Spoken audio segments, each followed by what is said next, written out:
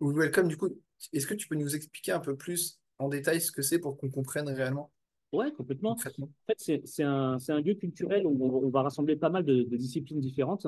Un exemple dans la programmation, on a des one-man shows tous les mardis, on a des spectacles pour enfants tous les mercredis, on a des concerts régulièrement le jeudi, on a des pièces de théâtre d'humour tous les vendredis, et les dimanches matins, on a des spectacles pour enfants. Et en plus, on fait des locations de salles.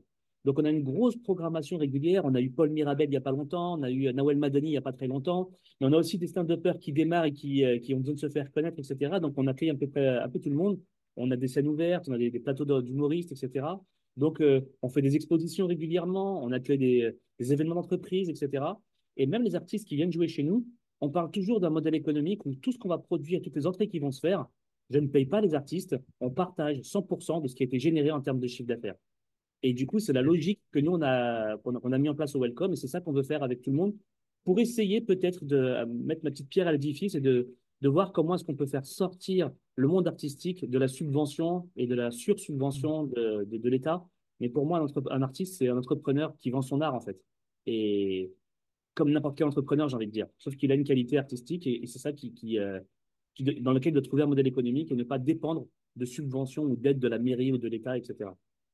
Ouais. Surtout quand on sait que le statut d'artiste, c'est un peu précaire. Enfin, il y en a beaucoup qui n'arrivent Non, pas à vivre. mais c'est ça, je pense qu'on a 10% ou 15% qui arrivent bien à en vivre et le reste qui galère. Parce que le modèle, c'est que du coup, on attend après les autres pour toucher son cachet. Alors que si on était proactif, qu'on avait monté une structure, qu'on allait chercher des clients, qu'on allait chercher des endroits vraiment comme une véritable entreprise, et si on n'est pas commercial, bah, se faire entourer d'une autre personne qui peut nous aider comme un manager ou comme un commercial, du coup, on rentre dans une logique d'entrepreneuriat. Et là, on Mm. peut commencer à voir comment est-ce qu'on peut en vivre en faisant des masterclass, en faisant des formations, en faisant du coaching, en faisant des performances, en montant sur scène, en donnant des cours. En fait, il y a plein de choses qui peuvent être faites par un artiste, mais on pense toujours à sa performance sur scène en disant il faut que j'aille chercher un cachet pour gagner ma paye à la fin du mois. Et je trouve ça dommageable. Et quand tu vas à l'étranger et que tu as la chance de voyager un peu, bah, tu te rends compte que c'est pas partout pareil, quoi. Et que c'est beaucoup comme ça en France, mais pas partout pareil. Ok. Ouais, parce que c'est vrai que les artistes, souvent, ils sont pas commerciaux du tout. Un peu comme les freelances. Certains freelances, ils ont de bonnes compétences, mais ils n'arrivent pas à se vendre. Et du coup, en fait, ils galèrent. Mais grave. Euh, et c'est là où l'association, où bah, tu me diras, il y a des collectifs de freelance qui existent pour justement permettre aux freelances de se concentrer que sur leur mission. En fait, c'est vrai que les artistes, souvent, bah, ils galèrent parce que bah, ils n'ont pas envie de prospecter, ils n'ont pas envie de démarcher. Tout ce qui est commercial, ça les intéresse pas, sauf que bah, s'ils vendent pas leur œuvre, il se passe pas grand-chose pour eux, quoi. Exactement. Ok. Alors Ouais, donc, que comme un graphiste qui veut vendre son design, s'il fait que de vendre du graphisme, bah, s'il a beaucoup de clients, bah, il va pouvoir en vivre. Mais il y a beaucoup de freelance dans le graphisme qui, comme un artiste, galèrent et ont du mal à trouver assez de clients. Du coup, en s'entourant, en s'associant, en allant chercher des compétences complémentaires, en faisant partie d'un collectif, ou rejoindre un club d'affaires, ou en s'entourant d'autres personnes, bah, on peut trouver des hmm. complémentarités qui font que chacun va pouvoir amener sa pierre à l'édifice pour qu'on partage des choses et monter en compétences ou s'entourer de personnes qui ont ces compétences-là. Donc, en réalité, ça vient répondre un petit peu à cette idée-là. Et c'est pour ça que l'idée du Welcome a été créée au départ. C'était pour faire un lieu culturel avec zéro subvention d'État. Et c'est important pour moi de le préciser parce que même la mairie de la ville dans laquelle je suis ne me subventionne pas du tout. Et c'est pas parce qu'ils ne veulent pas, c'est parce que je souhaite ne pas être subventionné et je veux être complètement indépendant. Donc, créer des partenariats avec les communautés, les élus locaux, etc., pourquoi pas, mais surtout pas de subvention parce que je veux prouver qu'on est capable de faire de la culture et de l'art avec aucune subvention d'État. Pour moi, ce n'est pas aux contribuables de payer le développement économique des artistes. Ok. Et du coup, c'est un modèle économique qui marche, du coup, parce que ça fait quelques années déjà que c'est Ah, ça créé fait ça. 10 ans. Ça fait 10 Ah ans. oui. Ouais. Ça fait 10 ans et ça marche. Ouais, donc le modèle économique est bien prouvé là pour le coup. Et on a même subi le Covid comme tout le monde. Et comme j'avais zéro salarié, zéro charge, c'était super simple en fait. On a éteint la lumière pendant le Covid, on a rallumé la lumière, on est reparti en fait. Ouais. Et en fait, c'était facile parce que du coup, tout le monde gagne par rapport à ce qui est produit. Et moi, ça ne me dérange pas du tout de faire un chèque de 3 000 ou 4 000 euros à un de mes programmateurs parce qu'il a programmé des super spectacles et que du coup, on a bien rempli. Bah, il y en a qui vont te dire, mais 3 000, 4 000 euros pour un programmateur, c'est ultra bien payé. Ouais, mais s'il a gagné ça, c'est que j'ai gagné pareil. Donc, en fait, c'est tout bénef pour tout le monde, en fait. Donc, let's go. Ouais, t'es vraiment Toi, t'hésites pas à partager le gâteau, quoi. Ah ouais, au contraire. À partager le gâteau, mais je dirais plus que ça, à fabriquer plein de gâteaux qu'on va tous partager. Ouais. Ça, c'est une bonne philosophie qu'on retrouve un peu chez les réseauteurs ou les networkers, parce que, ou même dans l'entrepreneuriat en général, parce que souvent, tu as des gens qui disent, oui, moi, je veux pas trop m'associer, machin, ou je veux pas trop partager ce que je fais. Sauf que le problème, c'est que plus t'en parles, plus il y a de gens qui en parlent, plus ça agrandit le gâteau, et plus tu peux prendre de part de ce gâteau. Et c'est vrai que je trouve ça dommage que certains passent à côté de partenariats ou autres, parce que question d'ego, question de concurrence, alors qu'en réalité, des fois, il n'y a pas de question de concurrence, quoi. Ouais, complètement. Pour moi, la concurrence, elle existe seulement quand, par exemple, tu as trouvé un concept chez quelqu'un et tu vas faire un copier-coller exactement pareil avec un autre nom de marque pour lui piquer son business.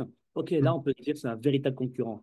Mais deux agences de com qui sont pas concurrentes, elles font la même activité, mais pourtant, les personnes qui la composent sont de profils différents, avec des touches artistiques différentes, avec des stratégies différentes, avec une typologie de clients différente. Est-ce que vraiment elles sont concurrentes? Bah, Ouais, moi, je suis pas sûr. En tout cas, moi, je ouais. ne vois pas ça. Bah, au regard extérieur, on peut se dire que oui, alors qu'au final, non, c'est un peu comme les réseaux. Hmm. Tu vois, bah, tu as été dans des réseaux d'affaires, donc tu connais bien le sujet. T'as certaines personnes, en fait, se disent oui, on va pas partager avec d'autres réseaux ou autres. Sauf que la réalité, c'est que quand tu es entrepreneur et que tu es dans un réseau, souvent, tu es quand même dans un deuxième réseau. Bien Euh, sûr. c'est assez fréquent. Et donc, en fait, limite, les réseaux gagneraient plus à s'associer, à s'entraider, à faire des partenariats, plutôt qu'à un peu se faire la guéguerre de dire oui, nous, on est mieux qu'eux. Ou alors des réseaux qui se créent en opposition à d'autres réseaux. Ils se disent oui, nous, on a créé ça parce que ça, c'était nul. Ouais, mais un réseau ne peut pas plaire à tout le monde. Donc, certes, tu t'adresses à d'autres types de personnes. Et c'est là où la notion de concurrence, tu vois, elle est assez. Tu vois, au regard extérieur, on pourrait dire, OK, en fait, tous les réseaux d'affaires sont concurrents, mais en réalité, pas tant que ça, quoi. Ben non, non pour plusieurs raisons. C'est que du coup, le réseau d'affaires, c'est quoi en réalité? C'est un assemblement de personnes différentes qui s'entendent bien et qui vont apprendre à se connaître et échanger du business. Donc ça veut dire que le club qui s'appelle Y, qui est basé dans telle ville, et le club X qui est dans une autre ville juste à côté, est-ce que c'est même quand c'est la même marque ou le même réseau d'affaires, en fait, c'est pas le même club non plus. Moi, quand j'étais à l'époque dans le réseau d'affaires dans lequel je travaillais, j'avais à un moment donné jusqu'à une vingtaine de groupes d'entrepreneurs différents. Et quand j'allais visiter régulièrement chacun des clubs, et ben en fait, c'était jamais la même ambiance, hein. Pas la même structure, pas la même organisation. Et pourtant, ils ont tous le même script, hein. Mais c'est pas le même Ouais. accueil, c'est pas la même culture, c'est pas la même façon de présenter, c'est pas la même façon de se mouvoir pendant l'événement. Des événements où on s'amusait super bien, très fun, etc. D'autres, c'était emmerdant à mourir.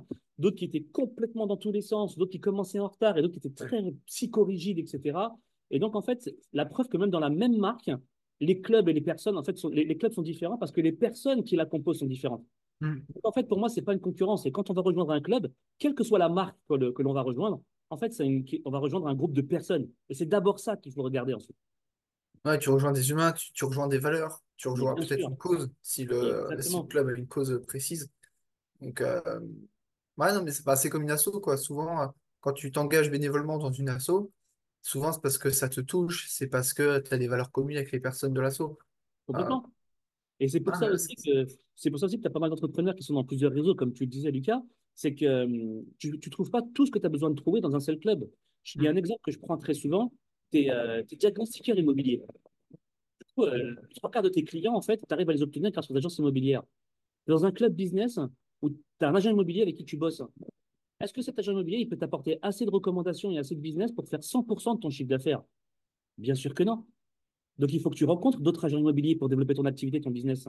Sauf que la grande majorité des clubs, il y a une clause de non-concurrence à l'intérieur du club, ce qui est tout à fait normal pour moi, à mon sens. Mais du coup, ça veut dire qu'il faut que je sois dans plusieurs clubs pour rencontrer d'autres profils, d'autres entrepreneurs qui vont m'aider à développer mon activité. Donc, de se dire, je vais contraindre mes entrepreneurs à être que dans un seul club, c'est une hérésie, en fait. Et en en plus d'être une hérésie, c'est contre-productif parce que ça va juste donner envie aux autres de de s'enfuir, partir. de partir. Ouais. Ouais, parce que souvent, quand on nous interdit quelque chose, on a envie d'enfreindre un peu cette petite règle. Au fait, moi c'est Lucas et je suis le cofondateur de Mitco. J'organise des rencontres en ligne et gratuites pour les freelances. Le but étant de t'aider à développer ton réseau, ton chiffre d'affaires et à résoudre tes problématiques en rencontrant d'autres entrepreneurs. Si ça t'intéresse, je te laisse aller checker le lien qui se trouve en description. Et pendant que tu y es, si cette vidéo te plaît, tu peux lâcher un like, un commentaire et t'abonner. Ça fait plaisir, ça mange pas de pain et surtout ça motive à te faire d'autres vidéos. Et puis aussi, Complètement. un truc c'est aussi l'humain. Parce que certes, tu peux rencontrer des personnes dans l'immobilier, mais si humainement ça ne matche pas avec la personne, bah, c'est pas grave, tu vas en rencontrer d'autres. Donc, Et ça, c'est encore un argument supplémentaire. Imagine-toi dans ton club business avec lequel tu travailles régulièrement, tu as un agent immobilier et en plus, tu t'entends pas avec lui. Ça ne matche ouais. pas humainement parlant. Bah, comment tu fais pour développer ton business? Bah, faut aller dans un autre club. Ah, non, mais c'est tout à fait ça. Donc, et du coup, ça fait un bon parallèle parce que toi, t'as été directeur régional au sein du BNI pendant 13 ans. Euh, c'est quoi qui t'a le plus plu là-bas? Parce que rester 13 ans, quand même, c'est long. Il y a forcément des choses qui t'ont aidé. C'est quoi un peu ces choses? Tu peux nous en dire plus là-dessus? Eh ben, disons que quand je suis devenu entrepreneur, moi, je me suis mis à mon compte en 2007 et j'ai fait la même bêtise que 70% des entrepreneurs. Ça veut dire que j'ai attendu ma troisième année avant de comprendre que les clubs d'affaires existaient et d'en intégrer un. C'est une stat qu'on a régulièrement, c'est qu'il y a 70% qui attendent la troisième année. Et pour moi, c'est une erreur fondamentale parce que c'est autant de temps perdu pour développer ton réseau. Mais une fois que je l'ai découvert et que je suis rentré là-dedans, j'ai eu beaucoup de mal à rentrer dans un club BNI pour plein de raisons différentes. Et une fois que je suis rentré dedans, moi, la première année, j'ai fait 50 000 euros de chiffre d'affaires. Du coup, je suis resté 13 ans chez BNI, mais je ne suis pas resté 13 ans dans le même rôle. Pourquoi je suis resté aussi longtemps? Parce que j'ai eu une évolution au fur et à mesure de mes différentes aventures. La première année, les 2 premières années, quand je suis arrivé, j'étais simple membre, en fait, hein. Je suis rentré en tant que membre. Donc, moi, ma première année, j'ai généré quasiment 50 000 euros de chiffre d'affaires. J'avais 3 ans d'existence. C'était plus que les 3 premières années que j'avais fait en chiffre d'affaires. Donc, pour moi, c'était colossal. Et du coup, au bout d'un an, 1 an et demi, j'ai un ami Pascal qui m'a demandé de créer un groupe BNI. Donc, je suis devenu directeur consultant. Donc, j'ai créé un autre groupe sur le secteur de mots. Puis après, j'ai créé un deuxième groupe sur le secteur de l'AMI. Puis après, il m'a demandé est-ce que tu veux recruter d'autres directeurs consultants pour les chapeauter et donc devenir directeur de zone. Bah, j'ai dit, bah ouais, pourquoi pas. Et donc, j'ai créé d'autres groupes par la suite. Et au bout de 2, 3 ans, je suis devenu son adjoint. Et donc, j'ai commencé à être directeur régional pour lui, parce qu'il était franchisé sur la Seine-et-Marne. Et on a créé une dizaine de groupes sur le département de Seine-et-Marne. Puis après, il gérait le 77 et le 91. Et je l'ai aidé à développer le 77 91, où on a recréé encore 5, 6 groupes tout Ok. ça sur le secteur. Et tout ça au bout de 13 ans. Et à chaque fois que je créais des groupes, ça me ramenait des nouveaux contacts, des nouveaux réseaux, du nouveau business. Et donc, du coup, je me suis dit, bah, c'est une super dynamique de ne pas prospecter du tout et simplement rencontrer plein de gens qui, au bout d'un moment, te demandent toujours, mais toi, Kamel, tu fais quoi dans la vie en plus de cette activité-là? Bah, moi, en plus, j'ai une agence de com. Ah, d'accord. Et puis, du coup, comme je leur donne des conseils régulièrement, que je les aide régulièrement, bah, en fait, tout le monde me renvoie l'appareil et tout le monde me renvoie des contacts, du boulot, etc. Et c'est comme Ouais, ça que pendant 13 ans, j'ai développé mes activités. Et moi, je conseille à tout le monde d'intégrer un club business, voire même de s'impliquer dans le club dans lequel il est pour travailler sur l'organisation, pour être visible à l'intérieur de son club, pour justement, en fait, se dire, tout le monde sait qui je suis. Et quand tout le monde sait qui tu es, bon, bah, forcément, tu en as qui vont t'adorer et d'autres qui vont te détester. Mais plus tu es clivant, plus on parle de toi et plus tu as des chances de rencontrer des gens qui vont t'adorer et avec qui tu vas pouvoir travailler. Et donc, ouais, c'est totalement. c'est ça pour moi qu'il faut aller chercher. Les gens qui t'admirent ou qui te respectent, avec qui tu vas pouvoir créer des relations business. Et les autres, bah, c'est pas grave, t'avances. Ouais, en fait, en fait, être proactif dans un club, parce que c'est vrai qu'il y en a beaucoup qui rejoignent, et en fait, ils font pas grand-chose, voire des fois, au bout d'un mois, ils ne viennent plus, ou autre. Euh, c'est sûr que, euh, et je pense que c'est bien aussi de le dire, quand tu rejoins un club, oui, ça peut fonctionner, mais faut apprendre à donner, comme toi tu as fait, ou quand tu dis que tu donnais des conseils, tu t'impliquais dans le réseau, bah, tu as donné de ta personne, et du coup, tu as eu des retours en conséquence de ton investissement. Donc oui, ça marche, mais par contre, ça prend du temps, parce que pareil, les gens, c'est pas au bout d'une semaine qu'ils vont venir vers toi te dire, ah bah tiens, je trouve un client pour toi. Donc ouais, s'investir, en fait, c'est au-delà de rejoindre le club, faut pas être en position de demandeur et attendre. Faut plutôt être proactif, donneur aussi, et pas hésiter à donner. Et c'est là où souvent tu peux avoir des résultats. Enfin, moi, je le vois aussi au sein de Mitro, les personnes qui ont eu des résultats, c'est ceux qui ont donné des conseils, qui étaient Ouais, là pour les autres, qui ont répondu présent. Bah ouais, tu vois, et ceux qui n'ont pas eu de résultats, bah, c'est ceux qui, au bout d'un mois, ont plus donné signe de vie. ouais. Et Donc, ouais, il y a des centaines, j'ai des centaines d'exemples comme ça depuis 13 ans. Je vais donner un exemple qui me vient à l'esprit rapidement. Un assureur qui était chez AXA, qui avait rejoint un groupe BNI et qui, au bout d'un an, a dit que ouah, BNI, c'est nul, ça sert à rien, j'ai perdu 1 an de cotisation, j'ai pas récupéré de business, etc., etc. Donc, il était très énervé parce que très frustré parce qu'il n'a pas réussi à générer et développer du business, hein. Et du coup, dans le même temps, je lui dis, mais est-ce que tu as été voir tes confrères chez AXA qui sont dans d'autres clubs, en fait? Bah, non, je ne savais pas qu'il y en avait. Bah, bien, je vais te présenter un autre assureur qui est dans un autre club BNI. Et lui, tu vas voir, il va te dire un petit peu comment il fonctionne. Et je me rappelais que lui, en fait, il avait généré un truc comme 50 ou 60 000 euros de chiffre d'affaires grâce à son groupe. Et du coup, ils ont la même enseigne, la même activité, le même produit, le même service dans le même club business. Il y en a un, il a fait zéro, et l'autre, il a fait 50 000 euros. C'est bien la preuve que ce n'est pas un problème de concept et de BNI, c'est un problème de personne. Et je parle de BNI parce que je connais BNI, mais en réalité, c'est exactement la même chose dans n'importe quel club business. C'est une Hmm. question de personne, en fait. Si tu t'impliques et tu joues le jeu et que tu essaies d'aider les autres réellement, sincèrement, eh ben, il y en a d'autres qui vont venir te renvoyer l'appareil. Ouais. Et ça c'est des exemples comme ça, j'en ai des centaines. En fait, c'est moi ce que je dis souvent, que ce soit sur les réseaux ou autre, c'est une question de philosophie et d'état d'esprit, quoi. Si tu as vraiment envie de faire bien les choses, il n'y a pas de raison que ça marche pas pour toi. Après, le truc, c'est que c'est pas miraculeux.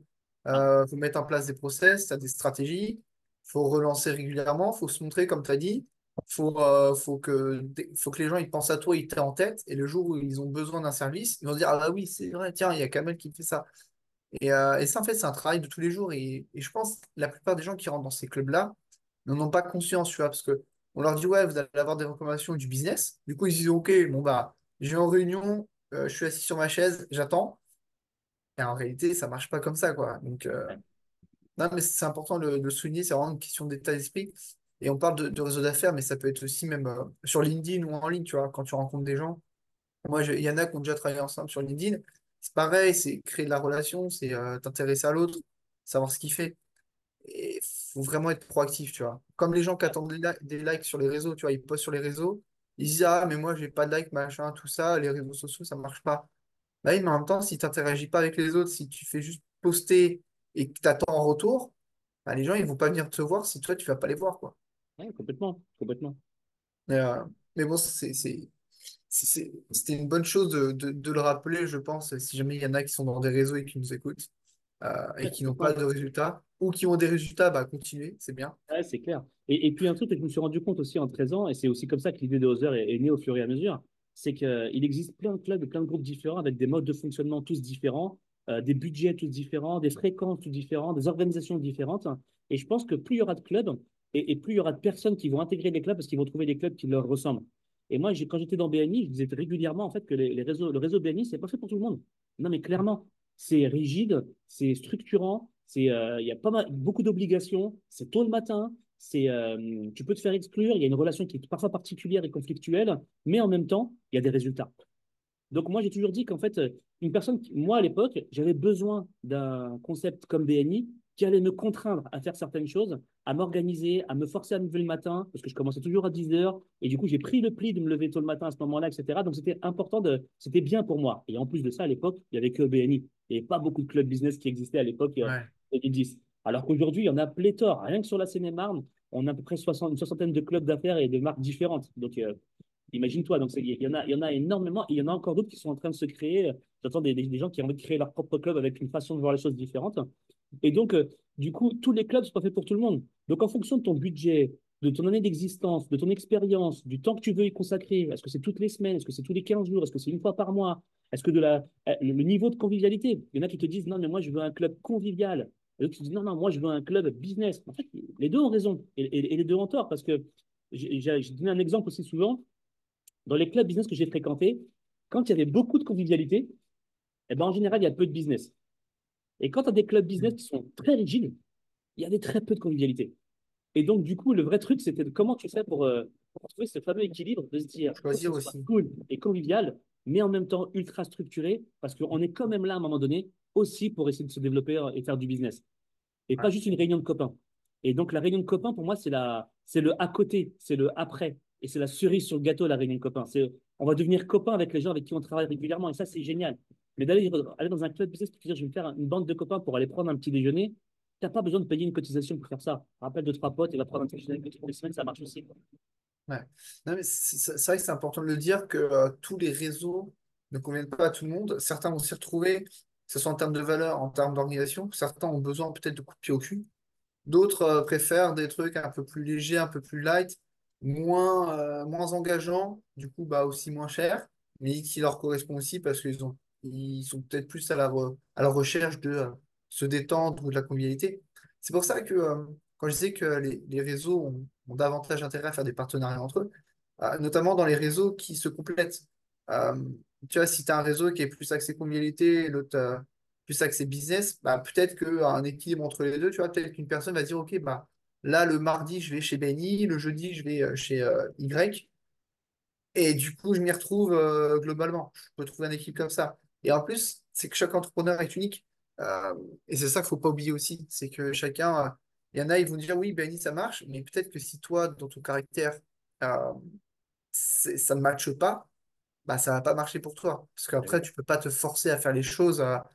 Si tu veux d'autres conseils en networking, je t'invite à rejoindre ma newsletter où tous les dimanches à 18h, je te donne des conseils pour développer un réseau qui va t'apporter des clients. J'organise également des événements pour freelance que je te partage dans la communauté WhatsApp que j'ai créée, que tu peux rejoindre avec le lien qui se trouve en description. Et sur ce, je te dis à la prochaine dans une autre vidéo. Salut!